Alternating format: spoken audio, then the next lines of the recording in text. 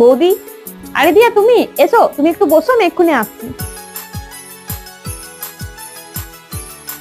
ওকে কি করে বলবো আমাদের এই অবস্থাটা? আমাদের নিজেদেরই তো ঠিক মতো খাবার জোটে না, অভাবের মধ্যে দিন কাটাচ্ছি। ওর দাদা চাকরিটাও চলে গেছে। এই নাও দিয়া, জল খাও। বৌদি, এবছর দুর্গাপুজোতে তুমি বাপের বাড়ি যাবে না? এবার আর যাবো না। কেন?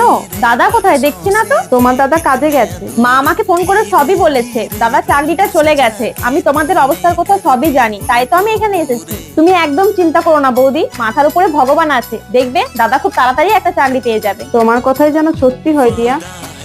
এই নাও ধরো, ব্যাগের মধ্যে তোমাদের জামা কাপড় আর কিছু মাসকাবারি বাজার আছে। এই নাও কিছু টাকা। আমি জানি তুমি অসুবিধার জন্যই বাপের বাড়ি যাবো না বলছো। তুমি আমাদের জন্য এত করছো দিয়া। দাদা যখন চাকরি ছিল তখন তো তোমরা আমাকে অনেক কিছুই দিয়েছো, আর না হয়ে সামান্য কিছু আমি তোমাদের দিলাম।